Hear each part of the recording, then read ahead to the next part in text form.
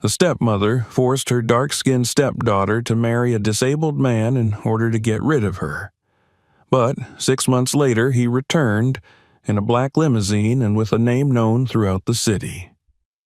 Subscribe and write where you're watching this video from.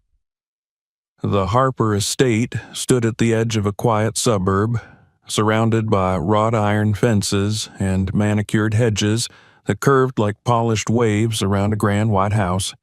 To passers-by, it was the kind of property that whispered wealth in every brick, every trimmed rosebush, every shining window pane. But to Ivy Harper, it had long stopped feeling like home. If anything, it was a gilded prison. Its beauty only emphasized how little she belonged inside it.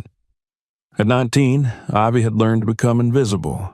She had mastered the art of silence, of soft steps, of blending in with walls and shadows. In the early hours, before the sun fully lifted the darkness off the lawns, she swept the marble floors of the grand hallway, her bare feet numb from the cold, her hands stiff from the rough handle of the broom. Above her, laughter drifted from one of the upstairs bedrooms. The voices were unmistakable. Lauren and Ashley, her stepsisters, awake far too early, already giggling over something shallow and cruel. She didn't need to guess what it was about. It was always the same: her hair, her skin, her posture, her silence.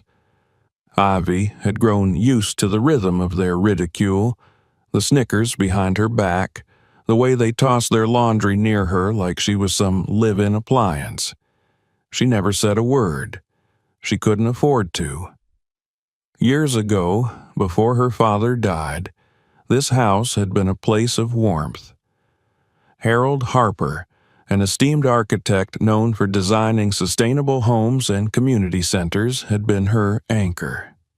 He used to call her his Queen of Lines because of how she loved to trace the edges of his blueprints, asking what each line meant. He had promised to teach her how to build houses with her mind, how to sketch beauty from scratch. He would sit beside her on the porch steps, hand her a pencil, and tell her to draw what safety looked like. But Harold had married again. Mira Winslow was nothing like Ivy's mother. She came from a line of socialites and politicians, all polished smiles and champagne values. To the public, Mira was grace incarnate. To Ivy, she was steel-wrapped in pearls. When Mira entered the Harper house, she brought with her 2 daughters from a previous marriage, Lauren and Ashley, both fair-skinned, blue-eyed, and quick to spot Ivy as an outsider. When Harold died suddenly of a heart attack, alone in his study late at night, everything shifted. The next morning, Mira cried in front of reporters, wore black silk, and held Ivy's hand in front of cameras. But behind closed doors, she locked Ivy out of her father's office and summoned a lawyer. Within weeks, the estate had been quietly transferred. The will, which Harold had supposedly updated to leave everything to his new wife, left Ivy with nothing. No share of the house, no inheritance, not even the right to stay. But Mira, ever the public darling, told the community that she was letting the girl stay out of the goodness of her heart. Ivy became a shadow in the home she used to dream in. Her room was now the cramped storage closet beside the laundry chute, a cold, damp space where old curtains and boxes of broken decor were stored. Her blanket was a repurposed tablecloth. Her pillow was made of old shirts. The door had no lock, but it barely needed one. No one ever came down there unless they needed something cleaned. She woke each day before dawn, swept the house, cooked breakfast, then disappeared to wash dishes and scrub tiles. She was not allowed at the dining table.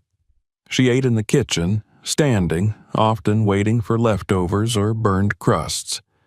Mira insisted this was a matter of order. Lauren and Ashley simply found it hilarious. "You know, even the maid at Dad's office gets to eat lunch sitting down," Lauren once said, watching Ivy spoon lukewarm oatmeal into her mouth. Ashley laughed and added, "She should be grateful we feed her at all." But Ivy never reacted. That was the only power she still had, denying them her pain. She saved her tears for the closet at night, where she lay curled with her father's old flannel shirt clutched to her chest. Inside a small shoebox, under her makeshift bed, she kept 3 things: a faded photograph of her and her father on the beach, a graphite sketch of a tiny house she once drew with him, and a letter he had written months before his death. The envelope had yellowed with time, but the ink was still sharp. "If something ever happens to me," the letter read, "know that I loved you. Know that you are worth more than anything I've built. And know that I've asked someone I trust to look out for you, someone who understands how to protect things of value." She had read it 100 times, maybe more. She didn't know who this mysterious someone was. The letter never said. Maybe it was a bluff, a father's hope. Or maybe it was real and they just never came. But Ivy didn't let herself believe in rescue anymore. One morning, as she trimmed the hedges along the driveway, her fingers raw from the shears, she noticed a luxury car slow down as it passed. It didn't stop, but the driver stared at the house intently. The tinted windows concealed the inside, but she felt the gaze. It lingered for a few seconds too long, then the car disappeared around the bend. She thought nothing of it. A week later, she found a burn on her wrist after scrubbing Mira's marble countertops with undiluted bleach. When she mentioned it quietly, Mira's response was swift. "You should be more careful. We can't afford to send you to a hospital every time you scratch your skin. Or would you prefer I deduct it from your meals?" Lauren and Ashley laughed as Ivy lowered her eyes. No one offered help. No one ever did. That night, the letter felt heavier than usual in her hands. She reread it once more, gripping it as though it could transport her somewhere else. She whispered her father's name like a prayer, hoping his words still meant something somewhere in the world. She was unaware that, on the other side of town, someone else had taken out a similar letter, older, folded at the corners, and was reading it under the warm light of a private study. A man whose face the world no longer remembered. A man in a wheelchair who hadn't always needed one. He looked at Harold Harper's signature, then turned his gaze to the fireplace, where a photograph of 2 young architects in hard hats smiled back at him from a distant past. Outside the Harper estate, the wind picked up, sweeping dry leaves across the gravel path. Ivy watched them swirl like tiny dancers before settling into stillness. She didn't know it yet, but change was coming. And it would begin with a letter.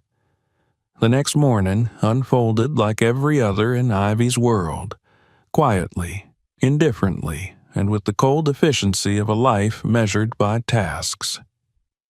She had been up before sunrise, her body trained to rise not by alarm, but by the habitual ache of duty. She swept the marble floors again, moving around the wide stairwell like a ghost, careful not to make noise. Upstairs, Lauren's high-pitched voice echoed faintly behind the door of her bedroom, mixing with the faint beat of pop music and the clink of jewelry boxes. Ivy didn't pause to listen. She made her way to the kitchen, where she began slicing fruit for the morning's breakfast tray.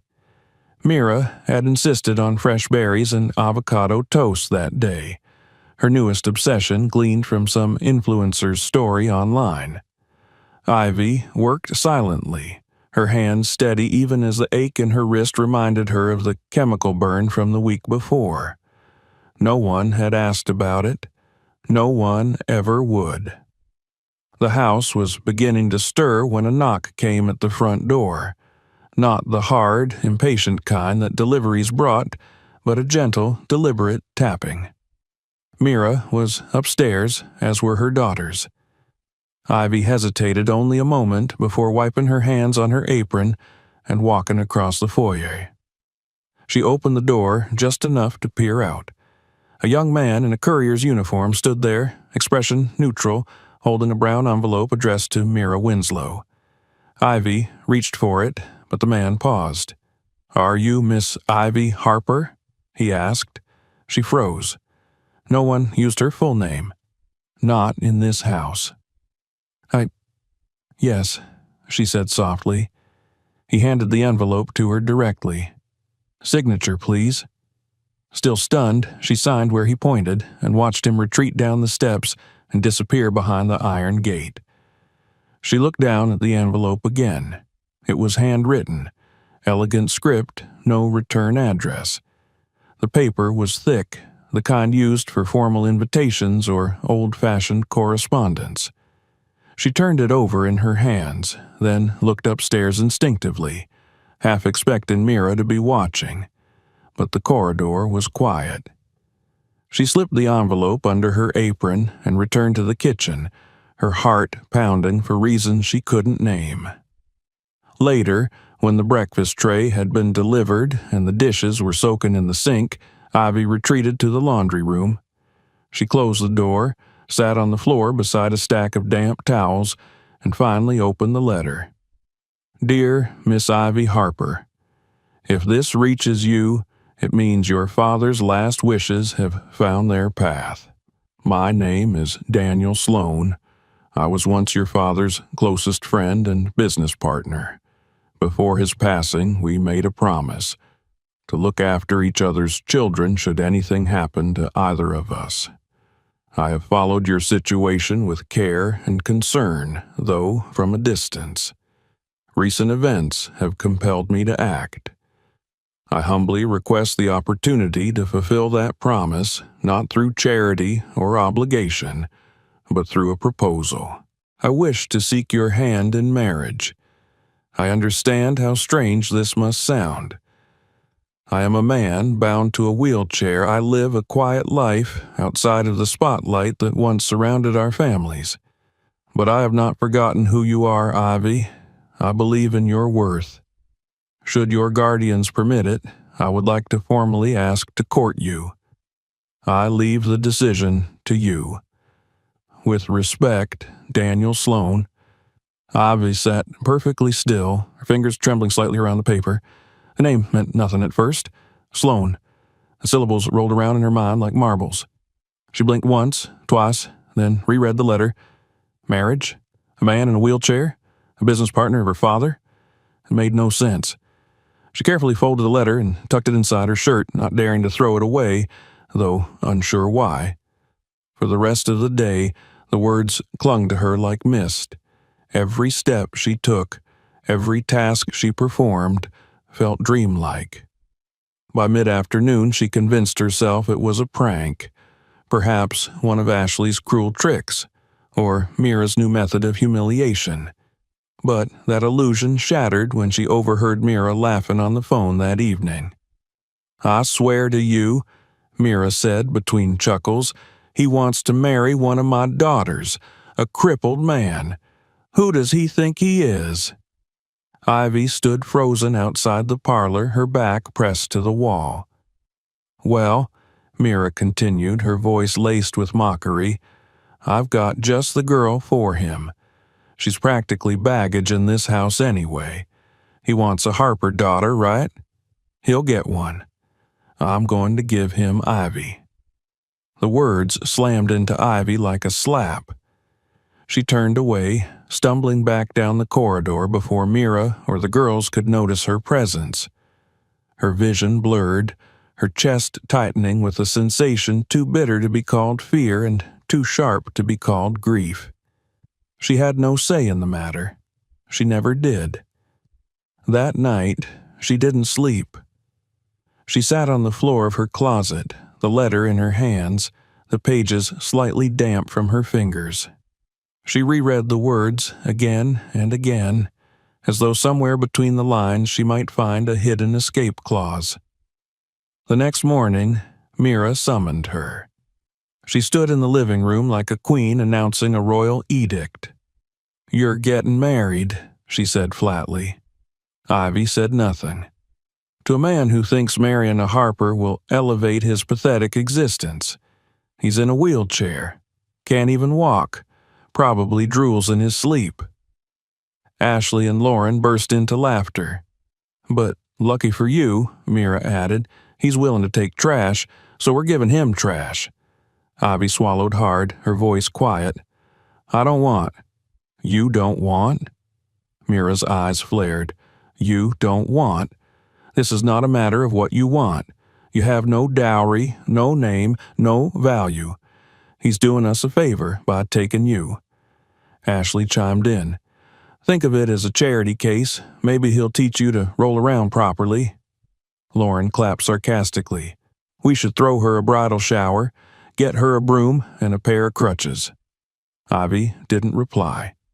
She had learned, after so many years, that words only fed their cruelty. In the days that followed, preparations for the so-called marriage began. Mira ensured it would be nothing more than a transaction. No guests, no ceremony, no celebration. Ivy would be handed off like a parcel. One evening, Mira placed a tattered suitcase at her door. "Pack your things, whatever you own, not that it's much." Inside the suitcase, Ivy placed the same 3 items she always kept: the photo, the sketch, and her father's letter. And now, Daniel's letter joined them. On the morning of her departure, Ivy stood in the front hallway dressed in a faded dress that barely reached her ankles. Her hair had been pulled back harshly by Loran, who had laughed the entire time. Ashley tossed an old scarf at her shoulders and said, "Something borrowed." They pushed her toward the front gate where a black car waited. A man sat inside, motionless, hands folded, his wheelchair visible through the open door. Ivy approached, her steps heavy, her eyes lowered. Mira watched from the porch, arms crossed. "Go on," she said, "your prince awaits." Laughter echoed behind her as Ivy opened the car door and climbed inside. She did not look back. The car pulled away slowly, its tires crunching over the gravel path. Ivy stared ahead, not daring to glance at the man beside her. He remained silent. The road curved out of the gated community, past hedges, past tennis courts and fountains, then onto the freeway. Only when the estate disappeared from view did Ivy allow herself a breath. She did not know where she was going. She did not know this man, but somehow, for the first time in years, she wasn't afraid. She was simply waiting. The silence inside the car was thick but strangely bearable. Ivy sat with her back straight, hands folded tightly in her lap, staring at the scenery rushing by through the tinted window. Trees blurred past in soft, green streaks, the occasional mailbox or lamppost breaking the rhythm of the highway. Her pulse thudded beneath her skin, steady and tense, but not panicked. She had imagined this moment 1,000 ways during the sleepless nights leading up to her departure. In every version, she had been terrified, shaking, desperate to flee. But now, sitting in the cool, air-conditioned vehicle beside a man she'd only glimpsed briefly, she felt a strange numbness, like she had stepped out of her own life. The man said nothing. He sat beside her, still and composed in his wheelchair, dressed in a dark, tailored suit that didn't match the image Mira had painted of him, a pathetic cripple begging for love. There was dignity in the slope of his shoulders, in the quiet way he folded his hands, in the thoughtful way he occasionally glanced out the window. He didn't try to speak. He didn't even look at her. And Ivy, caught between fear and confusion, didn't dare to speak first. They left the city behind before she realized it. Skyscrapers shrank in the rearview mirror, replaced by fields, then gated communities, then winding private roads lined with iron fences and lush green hedges. The car finally turned onto a narrow drive, bordered by tall trees that arched overhead, casting speckled shadows onto the pavement. At the end of the road stood a house unlike any she had expected. It was not a mansion, not by the conventional standards of Mira's social circles. It wasn't gaudy or showy, not dressed in white stone or gold trim. Instead, it was tasteful, modern but warm, a blend of wood and glass and stone that stood tall and peaceful against the forest backdrop. Its windows stretched wide, as though inviting the world in. Ivy stared at it, confused, her grip tightening on the handle of her suitcase. The car rolled to a gentle stop. The driver stepped out and opened her door without a word. The man in the wheelchair gestured lightly for her to follow. She hesitated only a second before stepping out, the soles of her thin shoes pressing into the gravel. The air smelled different here, cleaner, quieter, full of birdsong and the faint trace of pine. He wheeled ahead without speaking, and she followed him up a stone path that led to the front door. Inside, the house was bright. Sunlight poured through the open layout, illuminating hardwood floors and sleek furnishings. The walls were adorned with abstract paintings and photographs, each carefully framed and placed. There were books, real books, stacked on tables and shelves, not just as decoration but with signs of use. Dog-eared pages, bookmarks, notes scribbled in margins. It didn't look like a place where cruelty lived. The man turned to her finally, his eyes meeting hers directly for the first time since they left Mira's house. His expression was calm but firm. "You can put the suitcase down," he said. His voice was steady, low, and even. She nodded and placed it on the floor beside her, unsure what to expect next. "I imagine you have many questions," he said. She opened her mouth, then closed it again. The words wouldn't form. Her heart beat faster now, anxiety rising where numbness had been. He noticed. "I'm not here to harm you, Ivy," he said gently. "In fact, I'd like to begin by telling you the truth." He moved away from her, wheeling slowly across the open living room toward a side hallway. Without thinking, she followed. Her footsteps felt heavy on the floor.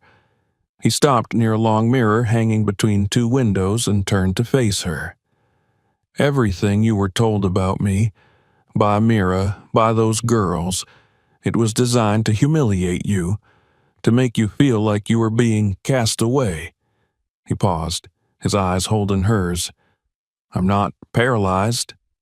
The breath caught in Ivy's throat. She didn't move. "I don't need this wheelchair," he continued. "Not anymore." And then, without flourish or hesitation, he stood. It wasn't clumsy or staged. He simply rose from the chair as if standing after a long rest. His movements were fluid, practiced, assured. Ivy stepped back instinctively, her hand reaching for the wall behind her. Her pulse roared in her ears. He didn't approach her. "I had an accident years ago," he said calmly. "I went through rehab. I recovered, but I kept the chair because I needed to see something for myself. Your father and I made a promise to look after each other's children. When he died, I was in another country, tied up in business and lawsuits. By the time I returned, everything had already changed. I tried to make contact, but Mira had built walls around you, no lawyers, no calls, no access. I thought if I came as myself, wealthy, healthy, with questions, she'd only hide you further." Ivy's throat tightened. She wanted to speak but couldn't. "So I became someone she wouldn't respect," he said.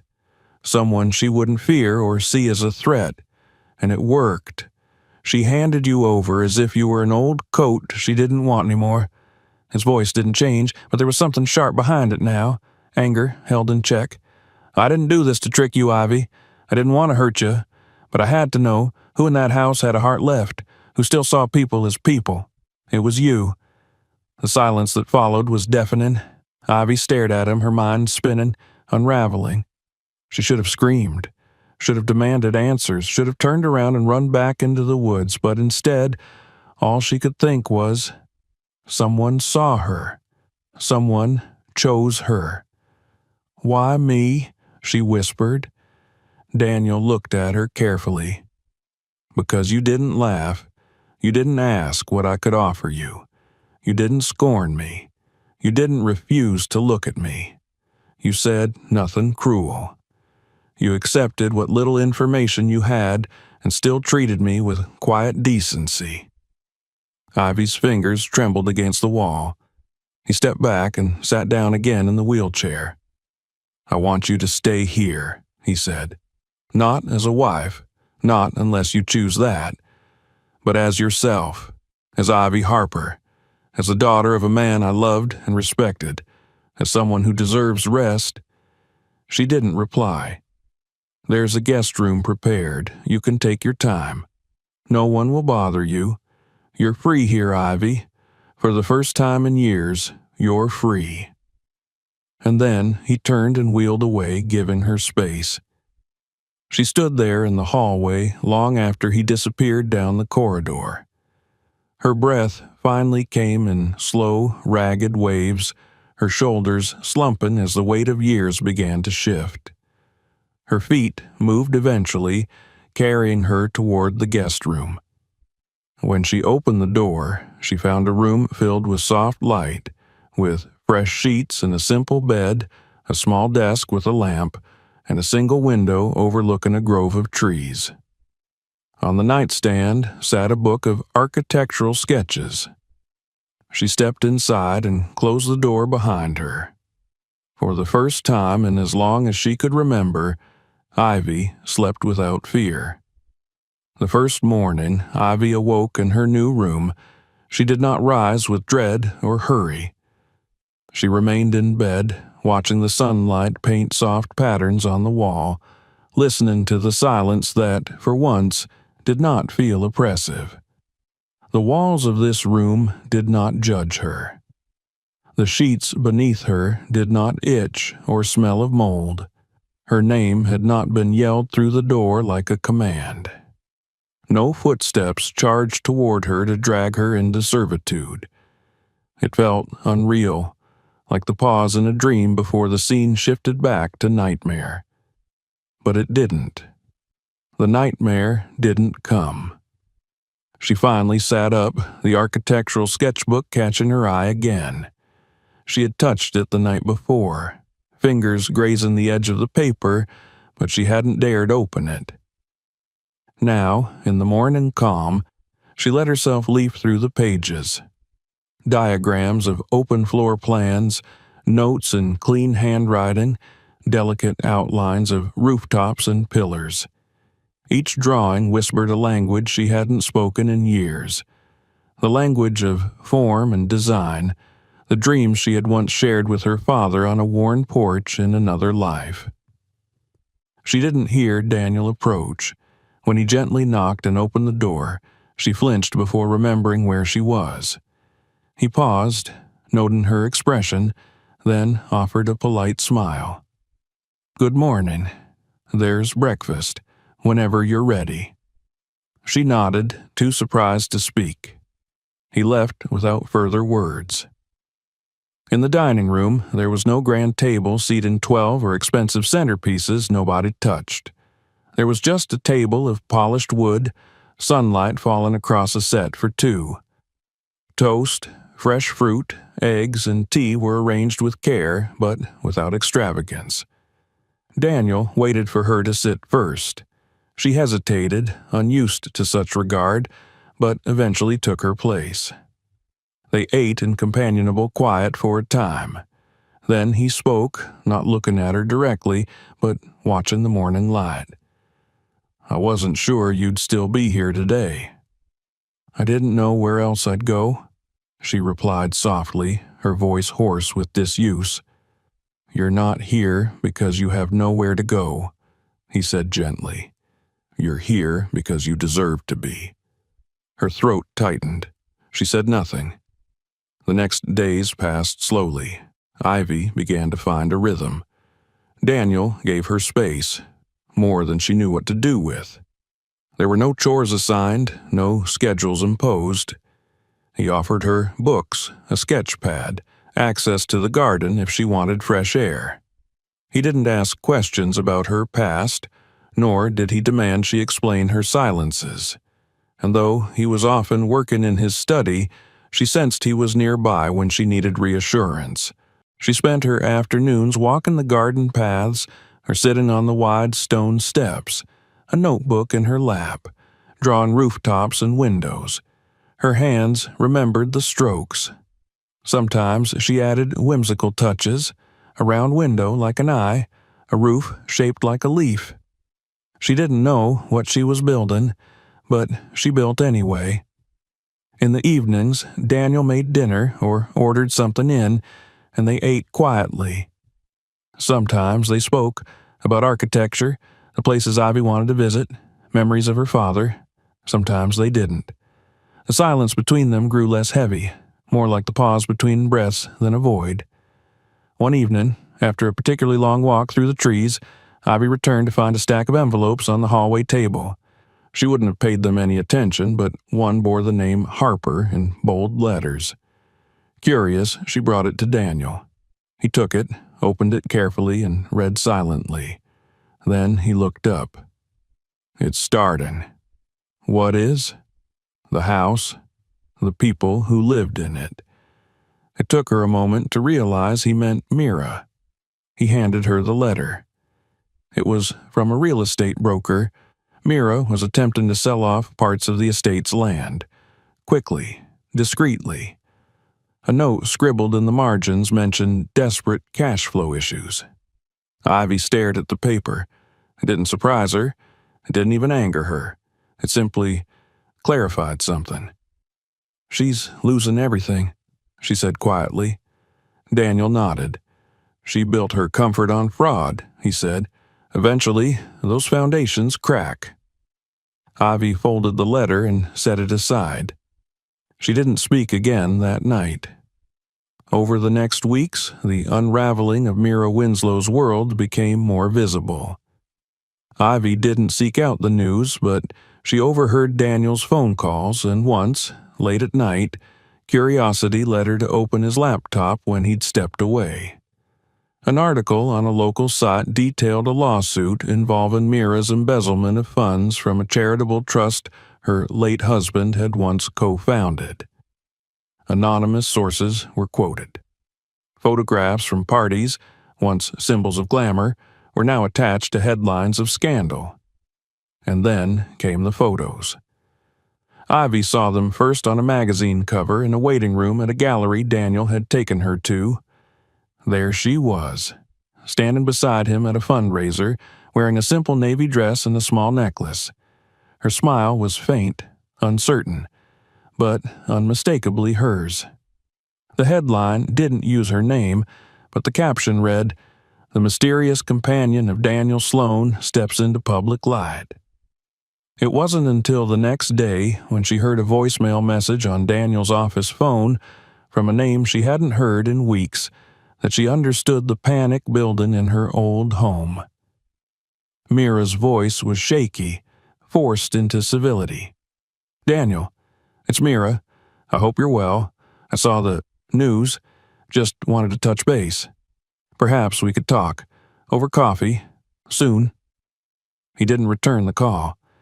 A week later, Ashley sent an email. Ivy read it over his shoulder. It was cloyingly sweet, laced with faux humility and casual inquiries about her well-being. She didn't reply either, and yet none of it prepared her for what Daniel did next. One afternoon, as they sat in the garden, he turned to her with an expression more serious than usual. "Ivy," he said, "I've thought long and hard about this. I didn't bring you here for obligation. I never intended to pressure you. But I would like to ask, formally, without expectation, if you would consider marrying me. Not because our fathers planned it, not because Mira forced it, but because I see in you someone I want to build a life with." The sun filtered through the trees above, dappled gold on the stone path. Ivy didn't answer right away. Her heart was racing. Her thoughts tripped over one another. "I don't know how to be that," she said at last. "You don't have to know," he said simply. "You only have to want to learn. Together." Her chest ached, not with fear, but with something like longing.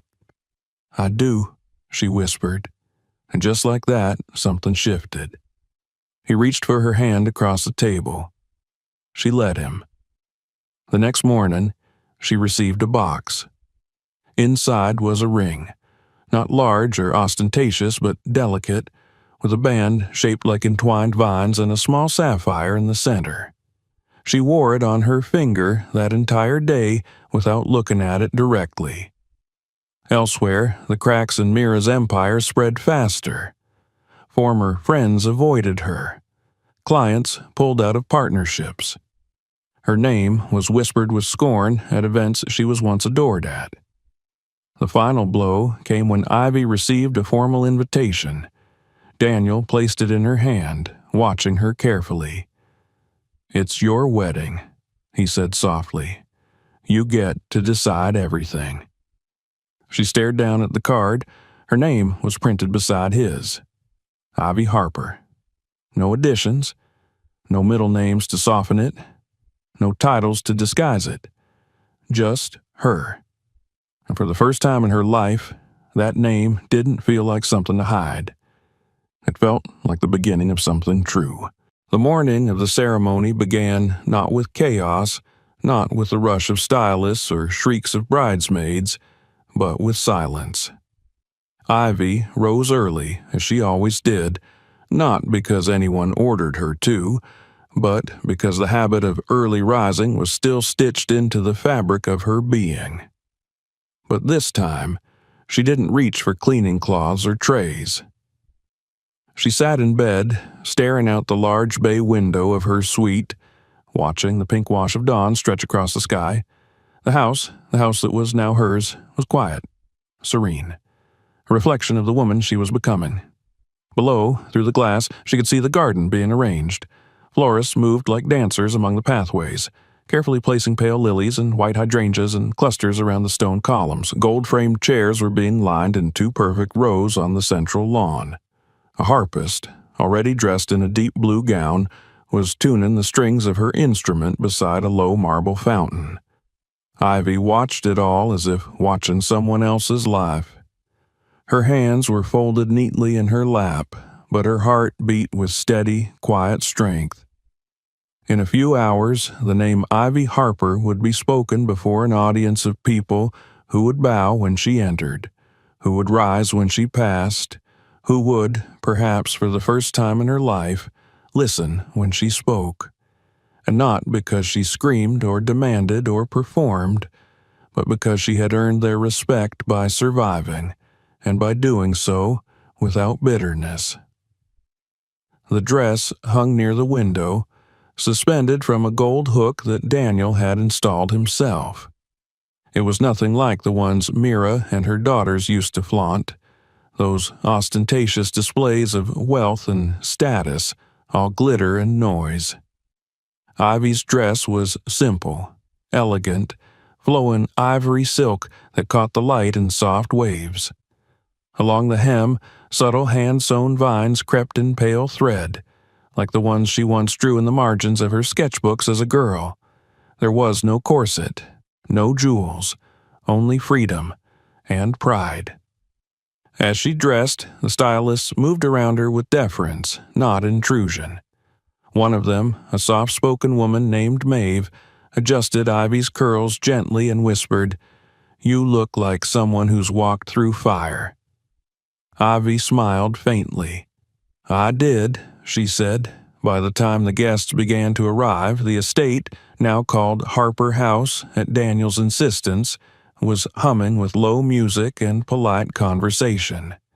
Cars with dark windows and subtle insignias rolled through the gates. Influential figures stepped out in tailored suits and designer gowns. Reporters waited at a respectful distance, cameras lowered unless given permission.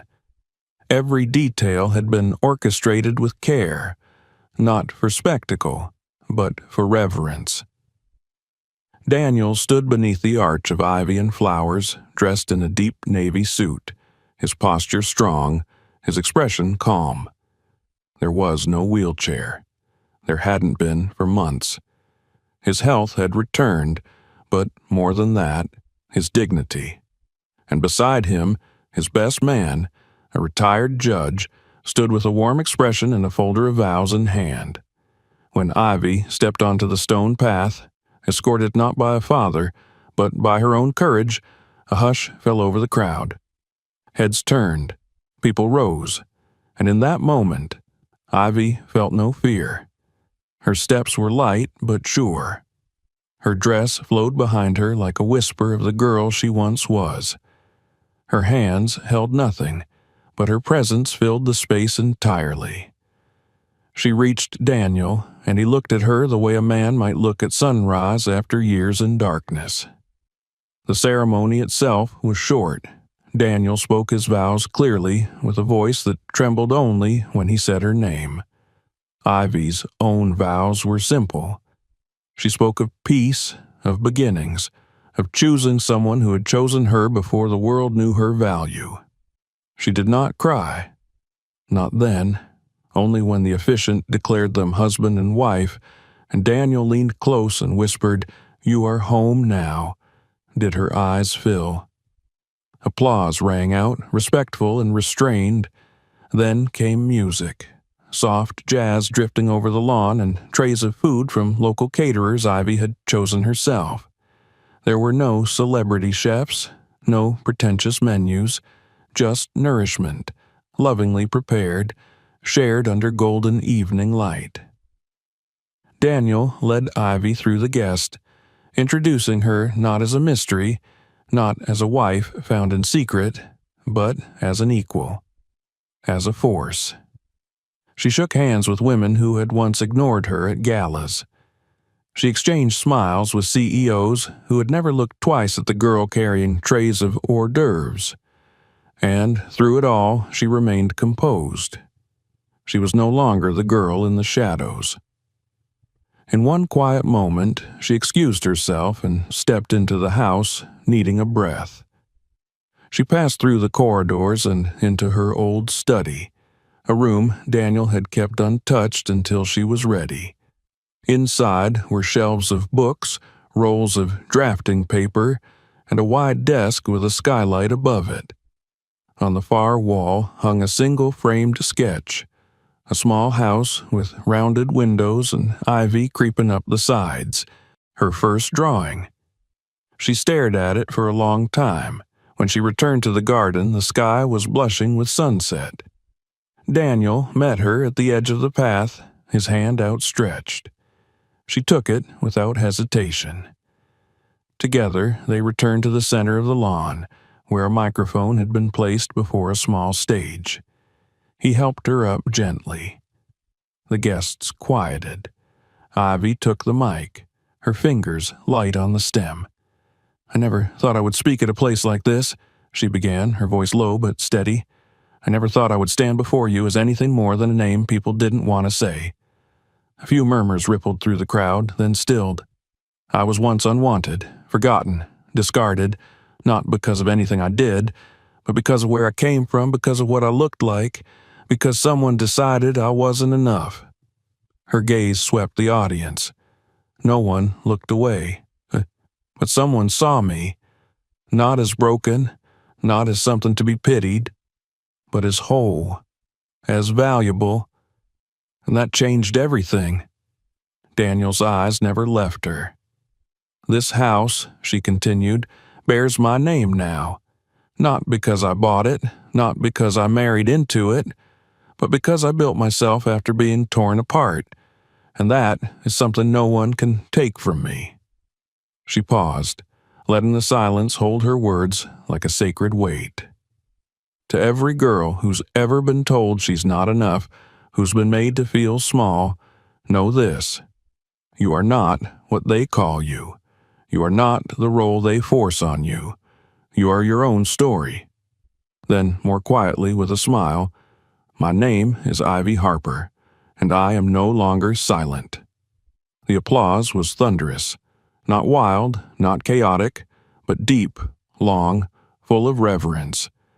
Later that evening, as the last of the guests departed and the garden emptied of clinking glasses and murmured farewells, Ivy stood on the balcony of her room, the city skyline twinkling far beyond the hills. The wind lifted her veil gently. Below, Daniel sat on the steps, looking up at the stars. She went to him, bare feet on cool stone, and sat beside him. They didn't speak. They didn't need to. The house behind them, now lit with soft golden sconces, no longer held shadows. It held history. It held her name. In the weeks that followed the wedding, the house Ivy now called home transformed from a place of quiet restoration into a beacon of purposeful movement. What had begun as a sanctuary slowly became the headquarters of a mission. Ivy's days filled not only with light, but with intention.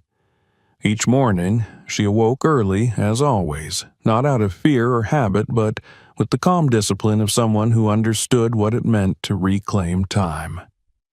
She walked through the halls of Harper House as its rightful keeper, not as a guest, not as a wife in someone else's domain, but as a woman who had etched her identity into the very walls. Her first project came to life almost without conscious effort. It began as a conversation, an idea shared over tea with Daniel as they sat in the sun-drenched corner of the library. He had asked her what she wanted to do with her name, now that it no longer had to hide. She had paused, eyes distant, thinking not of ballrooms or philanthropy luncheons, but of faces she had seen. Faces like her own, who lived in silence and under ceilings too low to stand straight. "I want to build something," she had said finally, "for girls like me. A place where they don't have to earn safety or beg for it." Daniel didn't hesitate. "Then we will build it." The Grace Initiative was born 2 weeks later. At first, Ivy thought the name would be Harper House Foundation or something elegant and tied to her married life. But the more she sat with it, the more she realized that what she wanted had to reflect not what she had gained through marriage, but what she had claimed for herself. Grace. Not just as a word, but as a posture, a form of power that did not scream, but held, a form of healing that came not from forgetting, but from facing everything and choosing softness anyway. It was the word she gave herself. It was the word Mira never could have spoken sincerely. It was the thing she had grown into when no one was watching. The foundation focused on girls from broken homes, on teenagers thrown into servitude by families who saw them as burdens. It helped domestic workers who had been exploited, girls pulled from abusive homes, and orphans left behind by systems that failed them. It provided housing, legal support, education, and, most of all, community. Ivy didn't just want to be a benefactor. She wanted to walk the halls of the safe houses herself. She wanted to sit in the same plastic chairs, eat the same meals, and listen, not as a savior, but as someone who understood. The first home opened 3 towns away in a converted church rectory. Ivy decorated it herself. She chose earth tones and sunlight, open-plan rooms, soft beds with hand-woven quilts, and windows that faced east so the sun could always find them.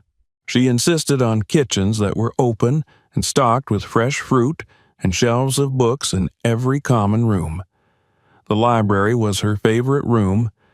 It had a skylight and a floor-to-ceiling corkboard where girls could pin drawings, poems, photographs. their names if they chose to write them. In one of those early days, as Ivy stood beside a young girl barely 16, who showed her a pencil sketch of a small house surrounded by trees, something inside her shifted again. She didn't speak. She just reached out and touched the girl's hand. They didn't need words. Some recognition passes through silence deeper than any vow. Daniel supported her at every step, but he never stood in front of her. He didn't use her name to open doors. He let her walk first. When donors asked about the project, he deferred to her. When press requested statements, he redirected them. "Ask Ivy," he'd say. "It's her vision." Public interest in Ivy surged. The tabloids called her the Quiet Queen. Blogs dubbed her the woman who married a billionaire and gave it all away. Magazine features wanted to profile her transformation, but Ivy declined most interviews. She had no desire to be famous. She had a desire to be effective. Once, during a rare press event, a reporter asked her why she had never publicly addressed her past, why she had never spoken about Mira Winslow or the conditions she had lived in before marrying Daniel. The question hung in the air. Cameras clicked, pens poised. Ivy simply said, "Because the people who tried to bury me don't deserve to be remembered louder than the ones I'm trying to lift." The answer was quoted everywhere. It trended for days. But at home, Ivy rarely checked social media. She spent her evenings with Daniel in their garden or curled up reading by the fire. She had learned to smile again, and not just in photographs. She laughed, sometimes freely, sometimes with that tentative air of someone who was still learning that joy wouldn't be punished. She took long walks alone. She wrote in notebooks. She filled entire pages with dreams she had once buried. And yet, in the quiet corners of her spirit, pain still hummed. She felt it at night when memories crept into her dreams. Mira's voice, Ashley's laughter, the cold of the tile floor beneath her knees as she scrubbed it. She felt it when she passed young women in the grocery store with bruises hidden under long sleeves. She felt it when she received letters from girls in the program thanking her for giving them back their names. One evening, she sat by the fire with Daniel and told him, "I'm happy, but sometimes I still feel hollow, like there's a room in me no one can enter." He had nodded, not with alarm, but understanding. "That room is yours," he had said. "You get to decide if it ever needs to be filled. Sometimes the strongest thing we can do is protect the parts of us that never had protection before." She wept softly into his chest that night, not from sorrow, but from the relief of being heard. In the spring, Daniel commissioned a statue in Ivy's honor, not for display in some gallery or wealthy enclave, but for the garden of the Second Grace home. It was not a grand sculpture of a woman in regal pose. Instead, it was a simple figure, barefoot, arms outstretched, a little girl curled safely in her lap. The plaque at the base read only, "For the ones they tried to silence." Ivy visited it alone one morning and sat beside it for an hour. A girl from the home brought her tea in a paper cup and sat next to her. She didn't ask who the statue was. She only said, "It's nice to see someone who looks like me sitting in stone like that." That night, Ivy wrote in her journal, "I think I've finally come home inside myself." When summer arrived, the foundation had already helped over 200 girls. Some had gone back to school. Some had found work. Some were still learning how to smile again. Ivy knew the journey wasn't linear, but she walked it with them, step by step, name by name. One day, she returned home from a visit to one of the homes to find Daniel waiting for her with an envelope. It bore the city crest and a wax seal. Inside was an official deed. The third property, donated to the foundation by an anonymous benefactor, would be registered not under Grace Initiative, not under Daniel Sloan, but under Ivy's full birth name, Ivy Ophelia Harper. It was the first legal document since her father's death that recognized her as sole owner of anything. She stood at the window for a long time that evening, the paper pressed to her chest. She had been called many things: servant, burden, bastard, ghost. But now, with her signature beneath the seal, she finally understood. She was not what they had named her. She was what she chose. She was Grace. Rain drummed gently against the high-arched windows of Harper House, wrapping the world in a curtain of sound that seemed to soften even the edges of thought. The day had begun gray and still, with fog clinging to the hedgerows and the trees standing solemn, as though nature itself had paused to listen. Inside, Ivy moved quietly through the halls, her fingertips grazing the polished wood banister as she descended the stairs. The mansion no longer felt too large or too grand. It had grown to fit her spirit the way old skin fits a healed wound, marked but whole. She had returned late the night before from the dedication ceremony of the 4th Grace Care Home, located deep in a rural district often forgotten by the larger city's planners. It had been a modest affair by public standards, but monumental to Ivy. There, beneath a canopy of flowering jacarandas, she had listened to a 13-year-old girl recite a poem she'd written about being seen. The girl's voice shook at first, then steadied as she finished. Ivy had stood and embraced her without words, the girl's tears wetting the silk of her sleeve.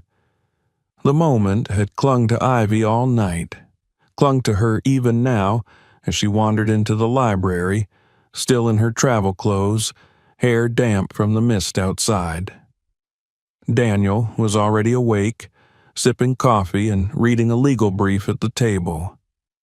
He looked up when she entered and smiled in that quiet way he reserved for the early hours. "Did you sleep?" he asked. "I tried," she replied, slipping into the chair beside him. They sat in peaceful silence for a while, the kind that only two people who truly knew one another could share. Ivy wrapped her hands around a warm mug and let herself settle into the moment, but the stillness was broken by the gentle knock of the butler at the door. "Madam," he said with an edge of hesitation, "there are visitors." She turned her head, confused. "Who?" "I believe they are from your past," he said carefully. "3 women and an older lady, soaked to the bone. They gave no name, but I thought—" Ivy stood before he could finish. She walked to the foyer slowly, her pulse steady but cold beneath her skin. The heavy oak doors loomed ahead, tall and unmoved by time. The butler opened them and the wind swept in, carrying with it the scent of wet earth and something else, something faintly desperate. There, standing in the rain, were Mira Winslow and her daughters. They were barely recognizable. Gone were the tailored coats, the manicured hair, the painted smiles. Their clothes clung to their skin, ruined by rain and road dust. Their eyes, once so sharp with contempt, now looked swollen and rimmed with red. Mira's makeup had melted in streaks down her cheeks. She didn't hold her chin up like she used to. Instead, she crumbled to her knees the moment she saw Ivy. "My daughter," Mira sobbed, her voice breaking. "Please forgive me. I didn't know. God help me, I didn't know." Behind her, Lauren and Ashley lowered themselves as well, eyes wide and glassy, mouths trembling with unsaid things. Ashley's voice cracked. "We were wrong," Lauren added. "We mocked what we didn't understand. We thought we were better, but we weren't." Ivy didn't move. She stood in the doorway, framed by warmth and light, and watched them tremble in the storm they had once created for her. Mira clutched at her soaked shawl, her hands shaking. "I don't ask for your riches, Ivy. I don't ask for your name. Just a chance. Just mercy." The irony struck Ivy with the precision of fate. These were the women who once threw her out like waste, who laughed as they handed her to what they thought was a man incapable of standing on his own. They had taken her father's house, her childhood, her dignity, and now, as their world crumbled beneath them, they had come to the door of the girl they tried to erase.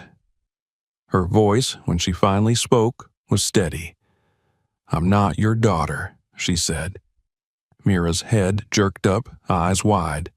"You made that very clear," Ivy continued. "When you took everything my father left me, when you made me sleep beside rats, when you called me names that stuck like scars, you made sure I knew I didn't belong." The rain grew heavier. None of the women rose. "If you came for money, I owe you nothing. If you came for mercy, I gave it to myself long ago." Ashley whimpered. Lauren wept openly now, her shoulders shaken with a grief she had never learned to contain. "I do remember every moment," Ivy said, "but I don't live in that place anymore, and I will not let you drag me back to it." She turned to the butler. "Give them food, something dry to wear, then send them away." "Yes, madam."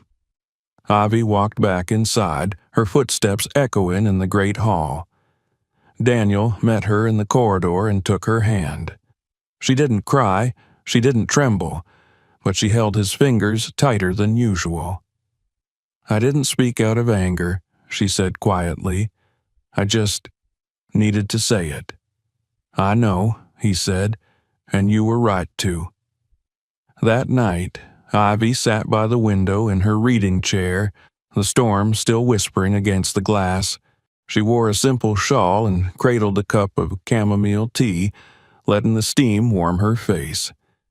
Daniel came in, placing a small kiss on her temple before sitting nearby.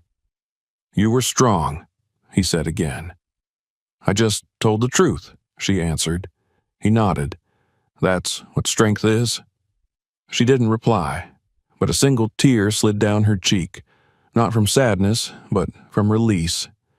Some doors were meant to stay closed, some chapters didn't need revisiting, and some victories didn't come with cheers, only silence and peace. In the following months, Ivy threw herself into the expansion of the Grace Initiative. With each new home opened, each scholarship awarded, each rescued girl given back her voice, the echoes of her past grew softer. She didn't seek revenge. She didn't put her name in headlines. She simply worked, quietly, purposefully, like someone who had nothing left to prove but everything to give. One morning, as she stood before the mirror in her room, she wore a white gown once more. Not for a wedding, but for her church ceremony. A celebration of faith, of second chances, of beginnings.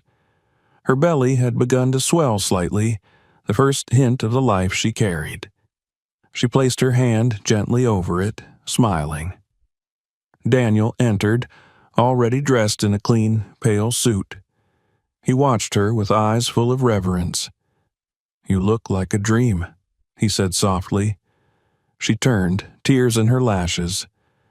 "Thank you for choosing me," she whispered, "when I was just a shadow in a broken house."